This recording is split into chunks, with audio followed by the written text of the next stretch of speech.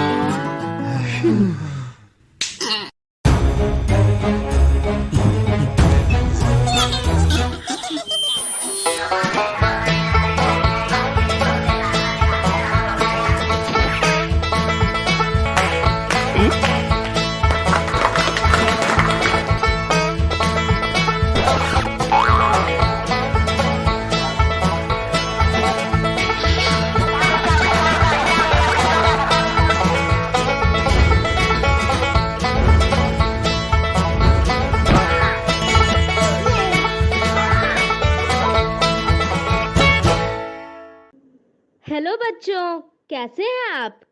जैसा कि आपको पता है, अभी हमारे स्कूल बंद हैं और हम लोग अपनी पढ़ाई मेरा दूरदर्शन मेरा विद्यालय के माध्यम से कर रहे हैं। इस कार्यक्रम में हम लोगों के लिए रोजाना शाम 4 बजे से 5 बजे क्लास 3 से 5 की पढ़ाई होती है, जहां हम मज़ेदार ढंग से अपनी पढ़ाई करते हैं और नई नई बातें सीखते हैं। साथ ही ज़रूरी बातों को अपनी कॉपी में नोट भी करते हैं। और यह सब होता है अपने मम्मी, पापा और घर के अन्य बड़ों के साथ बैठकर। तो तैयार है ना आज भी अपनी कॉपी और कलम के साथ? अब चलिए देखते हैं आज हम लोग क्या क्या सीखने वाले हैं। आज हिंदी की कक्षा में फिर खुलेगा कहानियों का खजाना और हम लोग देखेंगे एक कहानी जिसका नाम है आखिर ड्रोन है क्या। फिर बोलो कौन खेल में हम लोग सीखेंगे नए नए शब्दों को। उसके बाद व्याकरण की कक्षा में पढ़ाई करेंगे काल की, कल, आज और कल के साथ। फिर चलेंगे अपने दोस्त गणित के पास और पढ़ाई करेंगे मापन की, जिसमें आज समझेंगे किलोमीटर और मीटर का रूपांतरण। उसके बाद खेलेंगे एक खेल जिसका नाम है कनेक्ट 10। फिर करेंगे पढ़ाई अंग्रेजी की और सुनेंगे एक कहानी जिसका नाम है नॉटी और नॉट। और सबसे अंत में चलेंगे पटना का संजय गांधी जैविक उद्यान और देखेंगे जू शो। तो चलिए शुरू करते हैं आज की क्लास, थोड़ी सी मस्ती थोड़ी पढ़ाई के साथ।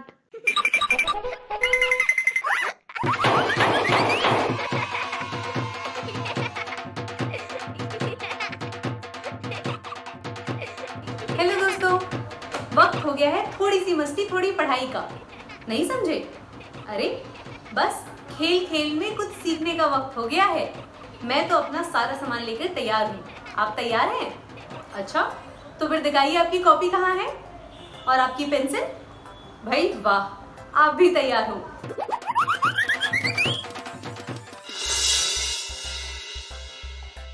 चलिए फिर शुरू करते हैं एक कहानी से। उसके बाद हिंदी के कुछ खेल खेलेंगे और उसके बाद हम गणित पे आएंगे। तो फिर कहानी शुरू करें।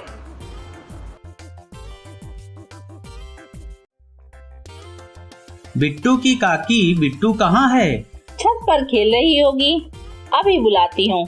बिट्टू, ओ बिट्टू। अभी आई काकी। बिटिया छत पर क्या कर रही थी? आसमान में उड़ती हुई चिड़ियों को देख रही थी। आसमान में और क्या क्या उड़ते हैं? पतंग। बिटिया, जब हम लोग रानी की शादी में गए थे तो वहाँ क्या उड़ रहा था, वो भूल गई क्या? अरे हाँ काकी, उसे भी देखने में बहुत मजा आया। कभी पास भी आ जाता तो कभी फिर दूर चला जाता। उसको शादी में क्यों उड़ा रहे थे पता है? हाँ, उससे वीडियो बनाया जा रहा था। पर उसे कहते क्या हैं? ये तो मुझे नहीं पता है। नाम मालूम नहीं है? नहीं पता है। आपको मालूम है तो आप बता दीजिए। हाँ काका। इतने दिन हो गए, जब बात हो रही है तो नाम पूछ रही हो।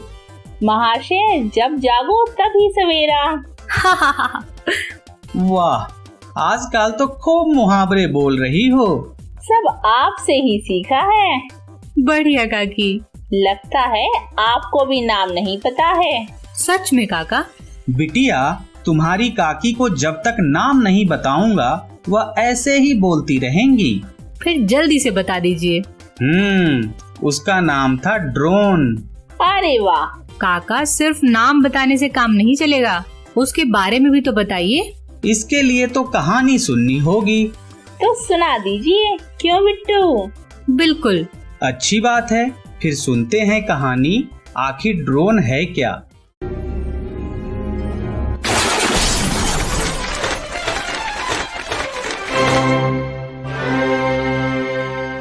अब आप मीना से सुनिए कहानी आखिर ड्रोन है क्या।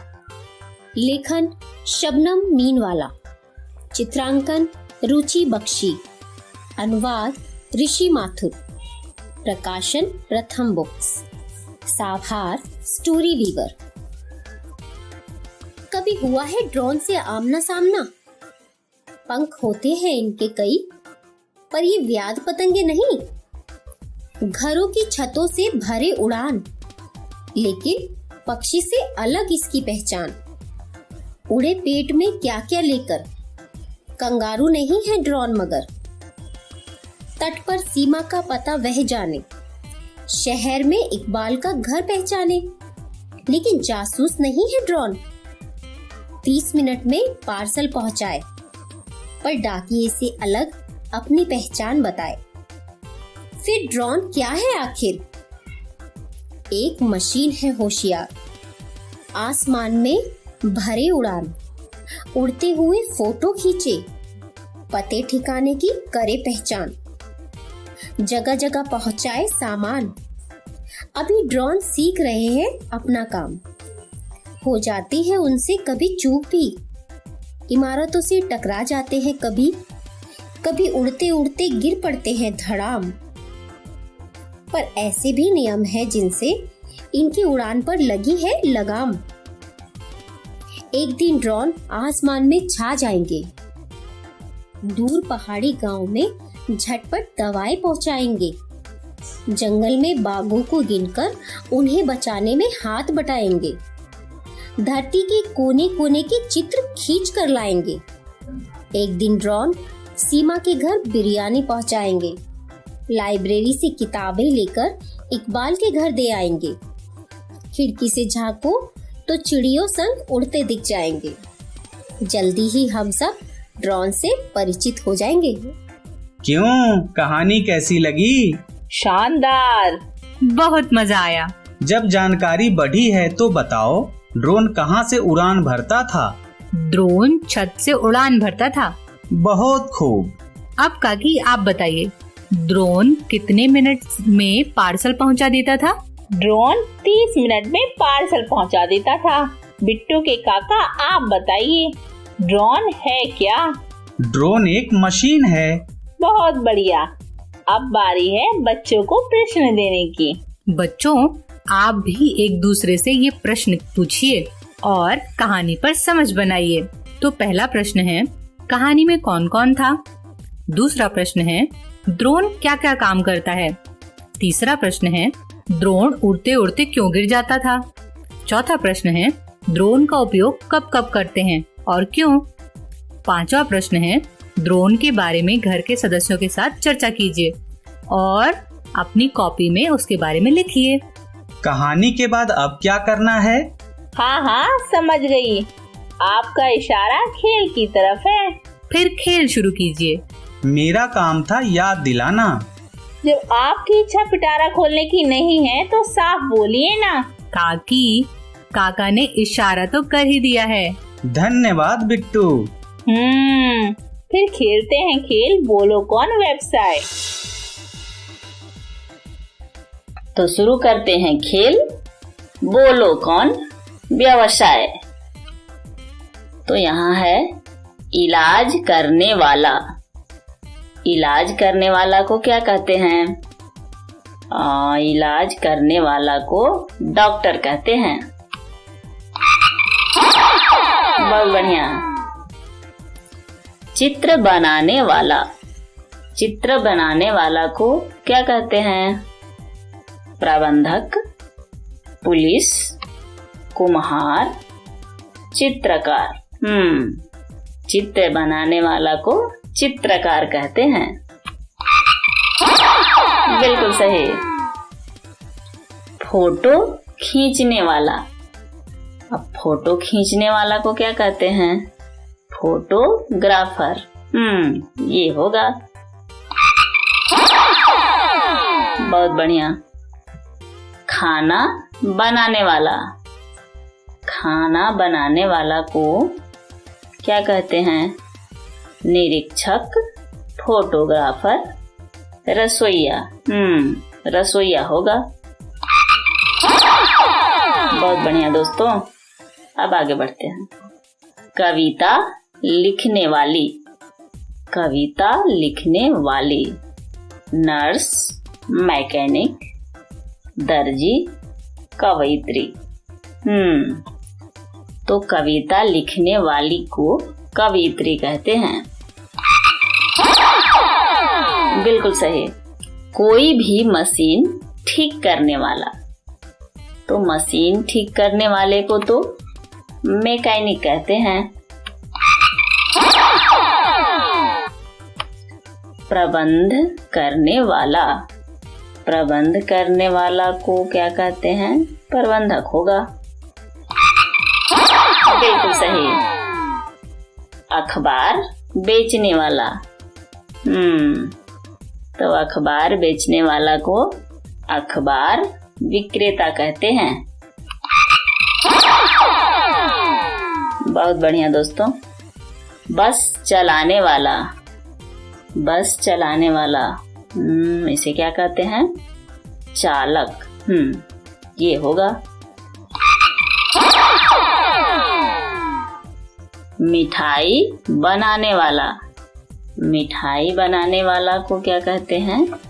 नर्स, ऑपरेटर, चौकीदार, हलवाई। यह होगा शायद। बहुत बढ़िया। कविता लिखने वाला। तो इसके पहले था कविता लिखने वाली, अब है कविता लिखने वाला। तो कविता लिखने वाला को कवि कहते हैं। बीमारी में देखभाल करने वाला। बीमारी में देखभाल करने वाला को क्या कहते हैं? मुनीम, कुम्हार, मैकेनिक, नर्स। नर्स होगा शायद। बहुत बढ़िया।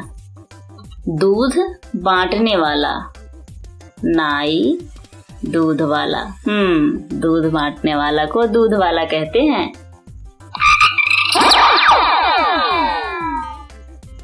पढ़ाने वाला।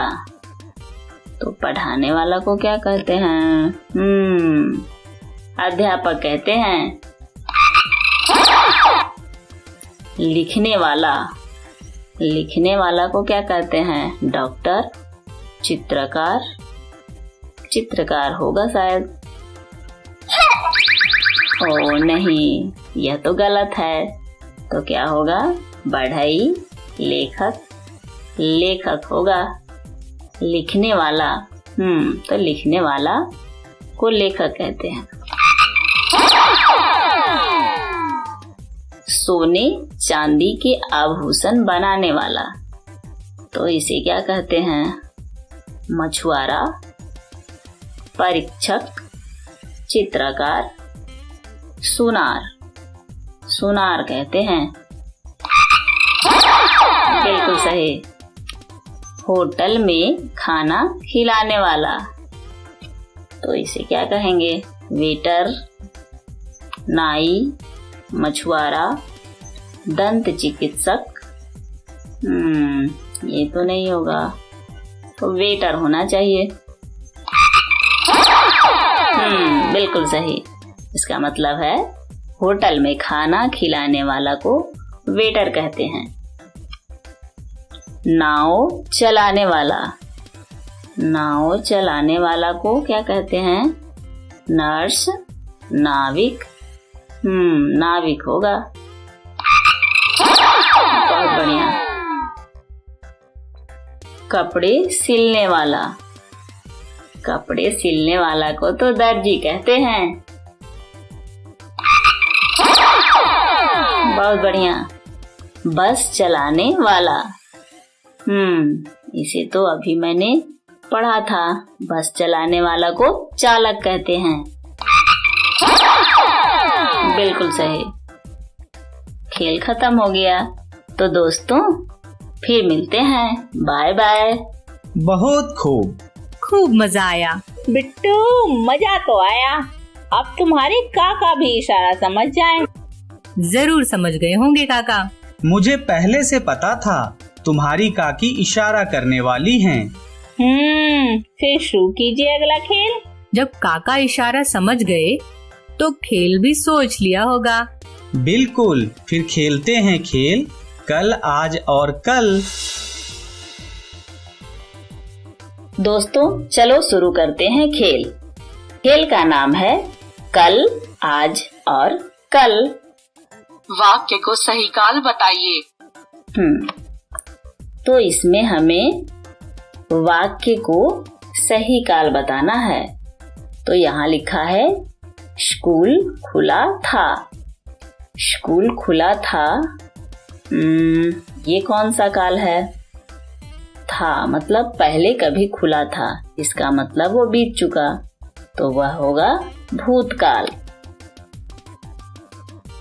भूतकाल।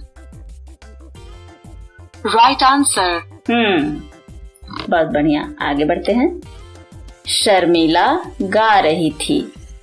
तो शर्मिला गा रही थी मतलब ये भी बीत चुका है। शर्मिला कभी गा रही थी, यह भी भूतकाल होगा। भूतकाल। Right answer. बिल्कुल सही। संजना ने पढ़ाई छोड़ दी है। तो यह क्या होगा? वर्तमान काल होगा या भूतकाल होगा? छोड़ दी है, मुझे लग रहा है यह भूतकाल होगा। चलो देखते हैं। भूतकाल। Right answer. तो यह सही है। इसका मतलब संजना ने पढ़ाई छोड़ दी है, यह भूतकाल होगा। 4 साल पहले चुनाव हुए थे। हुए थे मतलब ये भी बीत चुके, तो यह भी भूतकाल होगा। भूतकाल। Right answer. बिल्कुल सही। जंगल में एक बंदर रहता था। जंगल में एक बंदर रहता था यानी पहले कभी रहता था, तो यह भी भूतकाल होना चाहिए। भूतकाल। Right answer. बहुत बढ़िया। खेल तो खत्म हो गया, पर मुझे तो अभी और खेलना है। बहुत मजा आ रहा है। वाक्य को सही काल बताइए। 2 दिन तक नल में पानी नहीं आएगा। 2 दिन तक नल में पानी नहीं आएगा। यह कौन सा काल होगा? वर्तमान काल होगा क्या? चलो देखते हैं। वर्तमान काल। Not this one. ओ नहीं, इसका मतलब यह भविष्य काल होगा। भविष्य काल। Right answer. बिल्कुल सही। शिवानी साइकिल चलाएगी। चलाएगी, शिवानी साइकिल चलाएगी, तो यह भविष्यकाल होगा। भविष्यकाल। Right answer. बिल्कुल सही। मोनिका हंसी थी। हंसी थी मतलब पहले कभी हंसी थी, तो यह भूतकाल होना चाहिए। भूतकाल। Right answer. बहुत बढ़िया। मैं कल सुबह स्कूल गया था। गया था यानी ये भी बीत चुका है, तो ये भूतकाल होगा। Right answer. बहुत बढ़िया दोस्तों, अब आगे बढ़ते हैं। कल गणपति विसर्जन होगा। होगा, होगा तो क्या होना चाहिए? मुझे लग रहा है ये भविष्यकाल होगा। चलो देखते हैं। भविष्यकाल। Right answer. अरे वाह। मयंक दूध पी रहा है। मयंक दूध पी रहा है, तो यह क्या होगा? भविष्यकाल होगा। चलो देखते हैं। भविष्यकाल। Not this one. ओ नहीं, यह तो गलत है। इसका मतलब मयंक अभी दूध पी रहा है, तो वर्तमान काल होगा। वर्तमान काल। Right answer. बिल्कुल सही। जंगल में एक बंदर रहता था। यह तो भूतकाल होगा। भूतकाल। Right answer. बहुत बढ़िया। दीपेश जंगल घूमने गया था। दीपेश जंगल घूमने गया था, इसका मतलब कभी गया था, तो यह भी भूतकाल होगा। भूतकाल। Right answer. बिल्कुल सही। चलो खेल खत्म हो गया। मुझे तो बहुत मजा आया खेल खेल कर। दोस्तों आपको भी आया ना? चलो ठीक है, तो फिर मिलते हैं। Bye bye.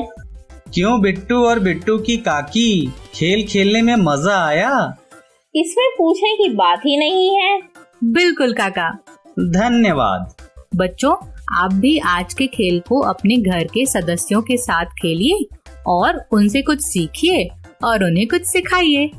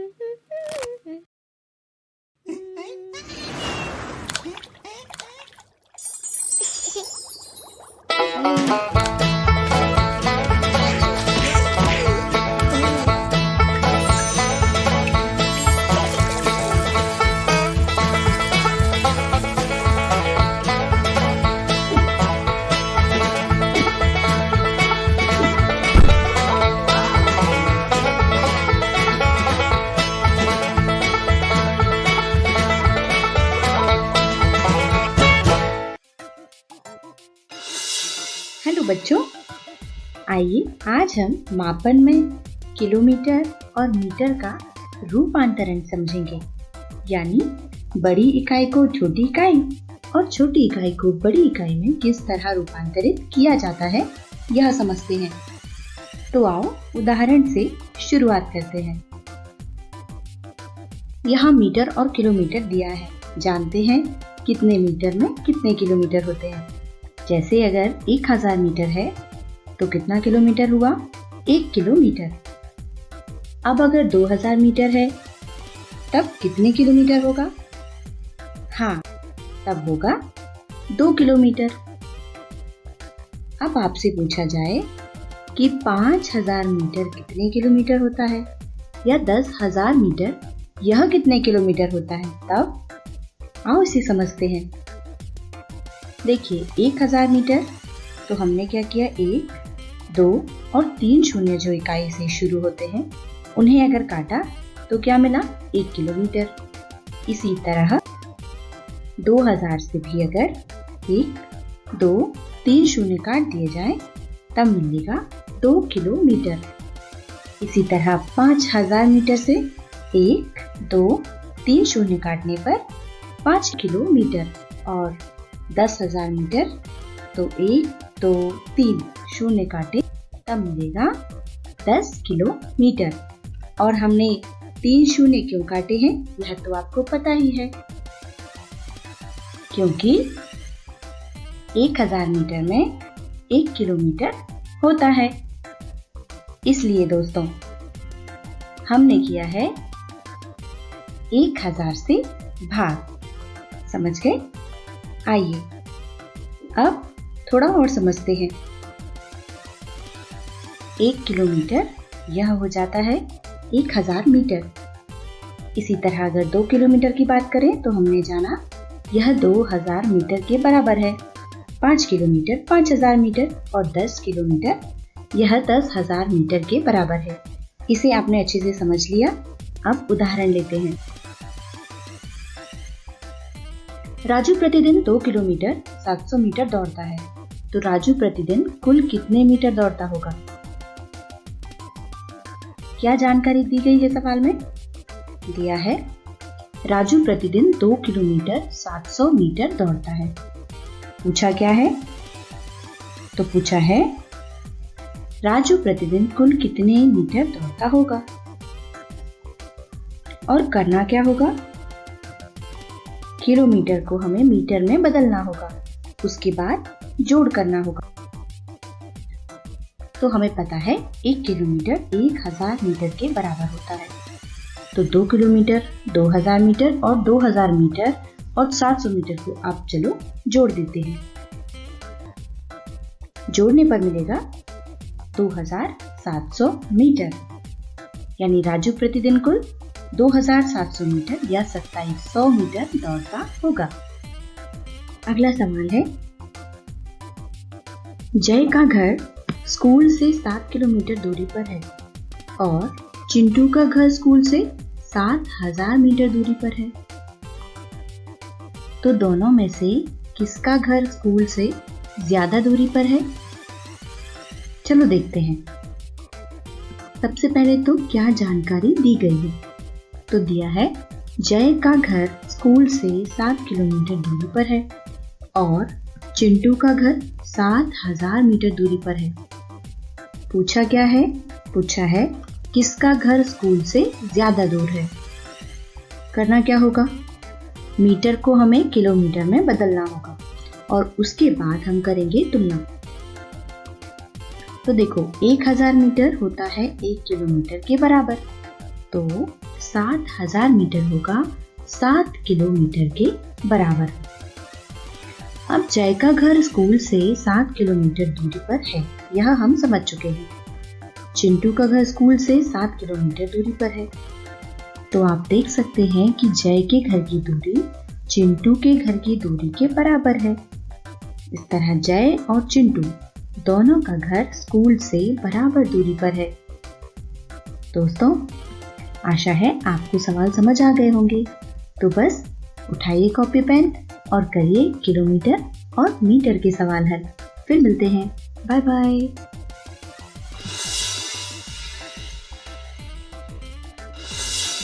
बच्चों, कनेक्ट 10 में आपका फिर से स्वागत है। खेल हमारा कनेक्ट 10 है आज और खेल है बहुत मजेदार। देखेंगे हम कितना स्कोर कर पाते हैं। खेल का नियम तो आपको पता ही है। हमें एक नंबर बनाना है, वो नंबर आपको पता चल जाएगा। और वो नंबर कैसे बनाना है, या तो बाएं से दाएं कनेक्ट करो या दाएं से बाएं भी कर सकते हो, ऊपर से नीचे या नीचे से ऊपर, बस कनेक्ट करना है। शुरू करें खेल। तो आज हम खेलेंगे लेवल 2। तो ये दिख रहा है आपको एक टेबल। इस टेबल पे नंबर है।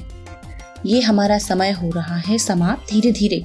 स्कोर यहाँ 0 है अभी, क्योंकि अभी हमने खेलना शुरू नहीं किया। हमें कनेक्ट करके बनाना है 10 यानी 10। तो शुरू करें। चलो तो भाई कनेक्ट यानी हम इन्हें बांध कर बनाएंगे। सबसे पहले देखो 5 को 7 से जोड़ा तो 10 से ज्यादा 12 हो जाएंगे। तो फिर नीचे देखो 5, 6, 7, 8, 2 और चाहिए जो यहाँ नहीं है, मतलब यहाँ भी 10 नहीं हो रहा। आगे बढ़ो कहीं और देखो। हाँ ये देखिए 1 और 9 ये मिलकर 10 होते हैं। 1 और 9 स्कोर 20 हुआ है दोस्तों। थोड़ा जल्दी करेंगे हम। 8, 9, 10 ये रही चेन। बनाओ चेन बनाओ। एकदम ठीक है। अभी और आगे देखेंगे हम। 6 ये ज्यादा हो जाएंगे, ये बनेंगे क्या? 3, 1 और 2 3 और 3 6 और 2 8 नहीं, 3 5 3 8 और 2 10 है ना। चलो यहाँ से बनाते हैं। 3 और 2 5, 5 और 3 8, 8 और 2 10। ये लो 90 हो चुका है स्कोर। अब ये देखिए 1 0 8 9 और एक और मिलाओ, हो गया 10। अब आगे देखो 7 8 9 नहीं, यहाँ तो नहीं बन रहा। और कहीं 8 और 2 यस ये रहा। अब देखो 7 और 1 8 9 10 यहाँ बन जाएगा। बिल्कुल ठीक। स्कोर हो चुका है 180। और बढ़ाना है हमें। देखो 6 7 8 9 और एक मिलाया तो 10। यहाँ भी हम कर सकते हैं। बहुत अच्छे। अब आगे बढ़ें। 2 और 3 5, 5 4 9 और ये वाला एक मिलाया तो 10। तो यहीं से चालू करते हैं। 1 और 2 3, 3 6 और 4 10। देखो स्कोर हमारा बढ़ गया। अब आगे देखो 6 7 8 9 नहीं, यहाँ नहीं है। 5 6 यहाँ भी नहीं। और कहीं देखो, हाँ ये रहा 6 और 4।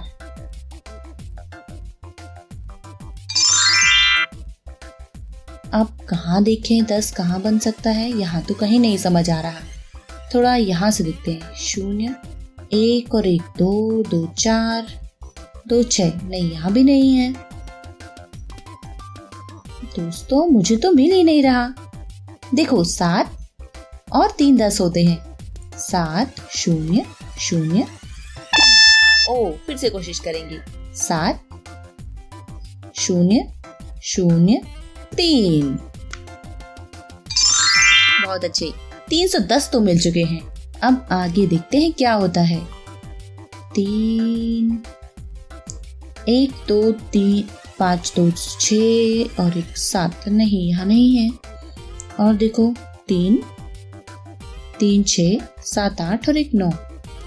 ओहो यहाँ भी नहीं है। तो फिर दोस्तों कहाँ होगा? 9 3 मुझे तो नहीं मिल रहा है। हाँ 9 और 1 10 ये रहा। 330 स्कोर। एक बार और खेलते हैं। 6 8 नहीं, 8 और 2 10 होता है, ये रहा। और देखो समय समाप्त होने वाला है। हम थोड़ा स्कोर और कर सकते हैं।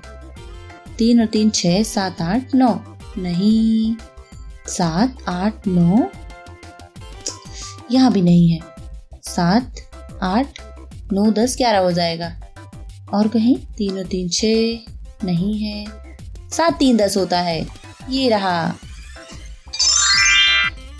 और दोस्तों समय भी समाप्त हो चुका है। गेम हो चुका है ओवर।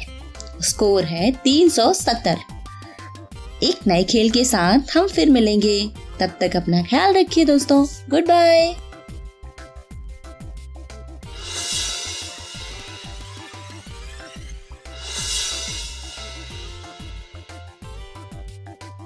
महत्तम समापवर्तक। दोस्तों आओ, आज हम समझेंगे महत्तम समापवर्तक को और अच्छे से और अभ्यास करेंगे। तो दोस्तों, महत्तम समापवर्तक निकालने के लिए सबसे पहले तो हमें दी गई संख्याओं के साझे गुणनखंड निकालने होते हैं। तो आओ पहले हम साझे गुणनखंड ज्ञात कर लेते हैं। मान लो संख्या है 8 और 12, तो पहले 8 के गुणनखंड निकालते हैं। जैसे 1, 2, 4, 8 और 12 के गुणनखंड 1, 2, 3, 4, 6 और 12। अब 8 और 12 के साझे गुणनखंड क्या है? साझा गुणनखंड तो आपने पढ़ा हुआ है। देखिए 8 और 12 में ऐसे कौन कौन से गुणनखंड है जो आ रहे हैं? तो हमें मिलता है सबसे पहले तो 1, इसके बाद 2 और फिर 4। तो महत्तम समापवर्तक का अर्थ होता है सबसे बड़ा साझा गुणनखंड। आप समझ गए? सबसे बड़ा साझा गुणनखंड। तो साझे गुणनखंड मिले 1, 2, 4, जिसमें सबसे बड़ा दिख रहा है 4। इसका मतलब है 8 और 12 का महत्तम समापवर्तक होगा 4। तो 8 और 12 का महत्तम समापवर्तक 4 है दोस्तों। था ना बिल्कुल आसान। आओ फिर से निकालते हैं। मान लो एक संख्या है 18, तो पहले तो 18 के गुणनखंड निकालेंगे। ये रहे 18 के गुणनखंड। और मान लो दूसरी संख्या 24 है, तो 24 के गुणनखंड ये रहे। और अब 18 और 24 के साझे गुणनखंड। कोई बता सकता है साझे गुणनखंड क्या क्या है? हाँ, एकदम सही। सबसे पहले तो 1, इसके बाद ये 2, फिर 3, फिर 6। तो अब हमने जान चुके हैं कि महत्तम समापवर्तक क्या होता है। उसका अर्थ होता है सबसे बड़ा साझा गुणनखंड। तो यहाँ 18 और 24 की साझे गुणनखंड देखिए, इसमें सबसे बड़ा है 6। इसका अर्थ हुआ कि 18 और 24 का महत्तम समापवर्तक 6 होगा। समझ गए दोस्तों? अब मान लो हमारे पास एक संख्या है 15, तो 15 के गुणनखंड क्या होते हैं दोस्तों? बिल्कुल 1, 3, 5, 15 और 45 के 1, 3, 5, 9, 15 और 45। और मान लो एक संख्या और है 48, तब 48 के गुणनखंड 1 और 2, 2 के अलावा 3, 4, 6, 8, 12, 16 और 24 और 48। तो 15, 45 और 48 के साझे गुणनखंड निकालेंगे। तो आप देख सकते हैं यहाँ पर साझे गुणनखंड क्या होंगे। तो यहाँ से हम साझे गुणनखंड निकालेंगे। आप देख सकते हैं 15, 45 और 48 तीनों का गुणनखंड है ये 1, और फिर 3 भी तीनों का गुणनखंड है। इसके अलावा कोई संख्या है? मुझे तो नहीं दिख रही, क्या आपको दिखती है? हाँ, नहीं है। इसका मतलब 1 और 3 तो साझे गुणनखंड है, और आपने जान ही लिया कि महत्तम समापवर्तक का अर्थ है सबसे बड़ा साझा गुणनखंड। तो सबसे बड़ा साझा गुणनखंड निकला ये 3। इसका मतलब 15, 45 और 48 का महत्तम समापवर्तक ये 3 है। समझे दोस्तों? और अब आखिरी 10 के गुणनखंड। ये तो बहुत आसान थे। और 16 के 1, 2, 4, 8, 16। तो 10 और 16 के साझे गुणनखंड क्या होंगे? देखो 1, 2। तो महत्तम समापवर्तक क्या होगा?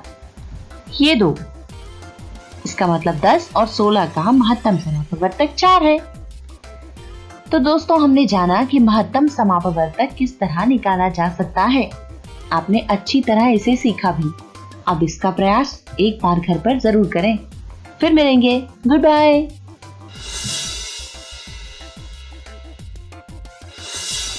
हेलो दोस्तों, तो अब मापन पर आधारित सवाल की बारी।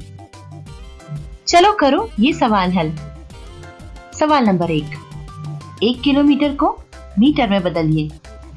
और सवाल नंबर 2 3 किलोमीटर को मीटर में बदलिए। दोस्तों, हमने अभी अभी किलोमीटर को मीटर में बदलना सीखा है ना? तो बस अब आपकी बारी है। बदलो इन्हें, ध्यान से सवाल को नोट करो। चलो अब अगला सवाल देखते हैं। सवाल नंबर 3 है 2000 मीटर को किलोमीटर में बदलिए। और चौथा सवाल 7000 मीटर को किलोमीटर में बदलिए। ज्यादा मुश्किल नहीं है दोस्तों, बिल्कुल आसान है। सवाल जल्दी लिखिए। अब अगला सवाल देखो। 1.5 किलोमीटर को मीटर में बदलिए और 0.5 किलोमीटर को मीटर में बदलिए। यानी 1.5 इसे बदलना है मीटर में और 0.5 इसे भी मीटर में ही बदलना है। जल्दी कीजिए। अब अगला सवाल है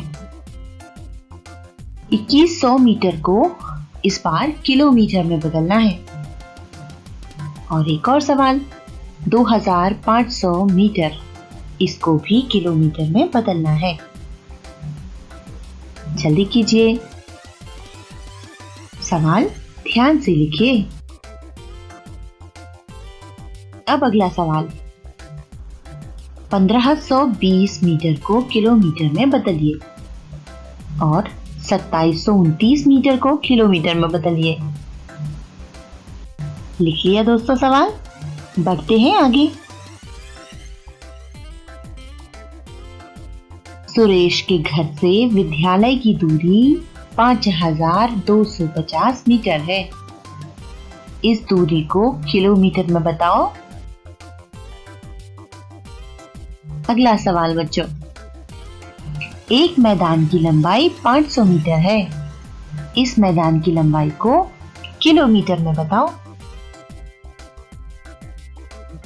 और अगला सवाल, 1 किलोमीटर में कितने मीटर होते हैं बताओ।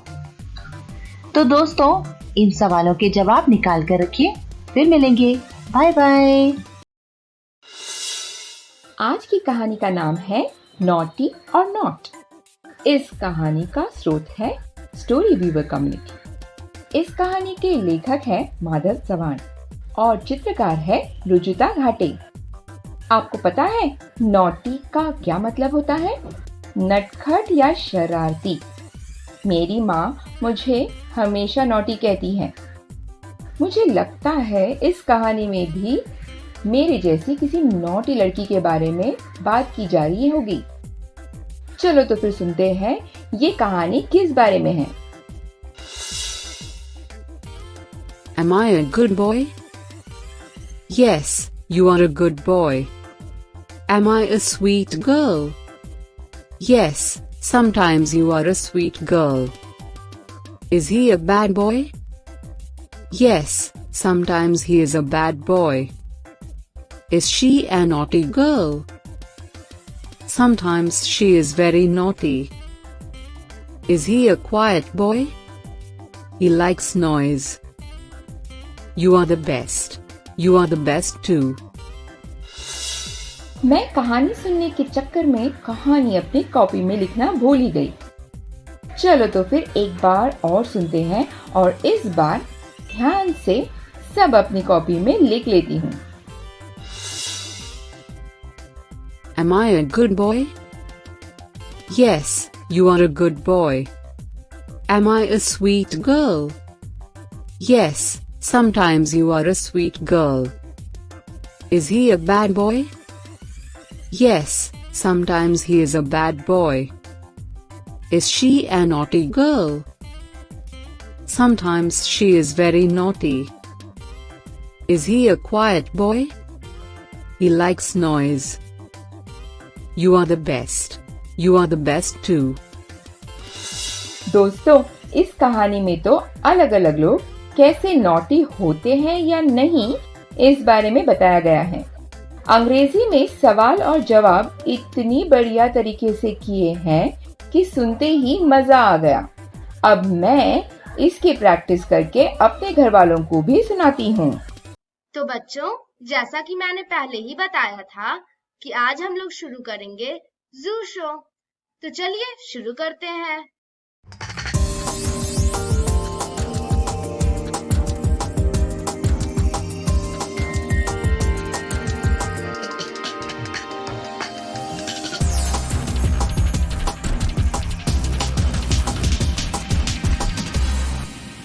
संजय गांधी जैविक उद्यान के जू आउटरीच प्रोग्राम के तहत आपको आज ले चलते हैं टाइगर एनक्लोजर में।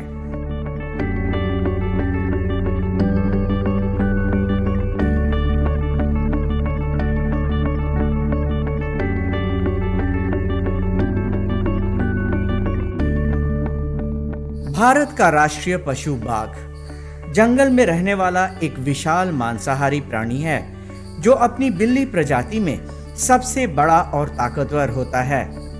नर बाघ के शरीर की लंबाई 8 फीट से लेकर 13 फीट तक होती है, जबकि वजन करीब 90 किलोग्राम से लेकर 300 किलोग्राम तक होता है।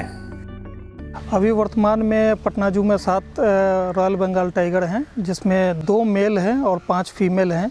इसके अलावा रॉयल बंगाल टाइगर के दोनों फॉर्म हैं, जो एक अल्बिनो फॉर्म है और एक कलर्ड फॉर्म है। वो दोनों तरह के टाइगर हमारे यहाँ हैं। इनकी औसत आयु लगभग 14 से 20 साल तक मैक्सिमम रिकॉर्ड किया गया है, और जो फीमेल होती हैं वो 3 से 4 साल में मैच्योर हो जाती हैं। मेल 4 से 5 साल में मैच्योर होता है। इंडिया में काफ़ी अच्छी पॉपुलेशन है टाइगर की, और ये काफ़ी तेज़ी से बढ़ रहा है, और इसके साथ ही हमारे बिहार में भी टाइगर की काफ़ी अच्छी स्थिति है।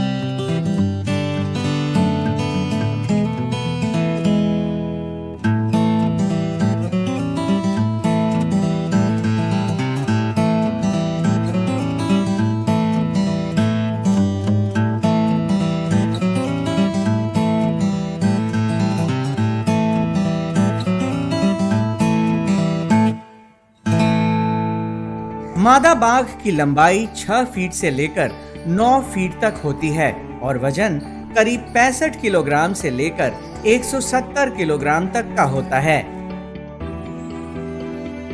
भारत के बंगाल टाइगर का वजन दुनिया में मौजूद सभी बाघों की तुलना में सबसे ज्यादा 350 किलोग्राम तक होता है। आमतौर पर सारे जानवर दिन के वक्त शिकार करना पसंद करते हैं, पर बाघ रात के समय में अपना शिकार करता है, इसलिए कि ये रात के समय में भी आसानी से देख सकता है। इसका आहार मुख्य रूप से सांभर, चीतल, जंगली सुअर, जंगली भैंस और हिरण है। बाघों का जो मूलतः जो भोजन है वो महिष मांस है, और महिष मांस जो हम लोग इन लोग बाघ को जो आपूर्ति करते हैं काफ़ी साफ़ सफाई के साथ में पूरा हाइजीन मेंटेन करने के बाद में दिया जाता है। भोजन जो है बाघ का मौसम के हिसाब से बदलता रहता है। ग्रीष्म ऋतु के लिए अलग इसका आहार तालिका है और जाड़े ऋतु के लिए अलग आहार तालिका है। यहाँ पे इनके बाघों की स्वास्थ्य की पूरी देखरेख की जाती है। हमारे पशु चिकित्सा पदाधिकारी बराबर निगरानी में रखते हैं, बराबर इनके दवा इत्यादि की देखरेख की जाती है। बाघों के लिए हम लोगों की व्यवस्था है गर्मी में कूलर इत्यादि की व्यवस्था की जाती है ताकि बाघ अधिक लू को भी अंदर नाइट हाउस में रह करके ठंडे वातावरण में रह सके। उसी प्रकार जाड़े में भी बाघों के लिए हम लोग हीटर इत्यादि की व्यवस्था करते हैं।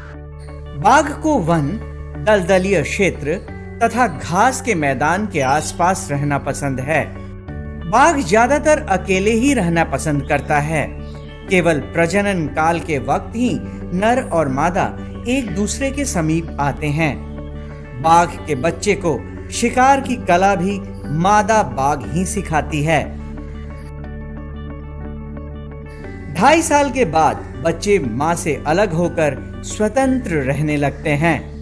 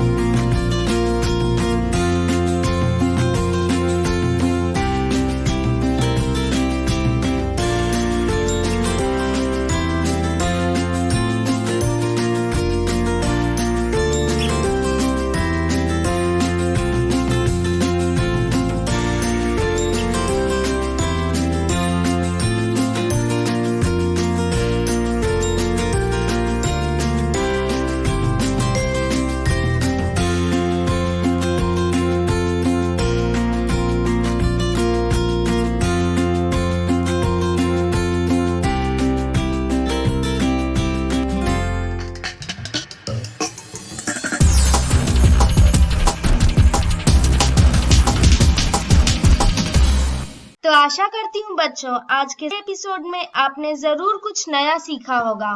तो घर पर रहें, पढ़ते रहें, बढ़ते रहें। मिलते हैं अगले एपिसोड में। बाय बाय बच्चों।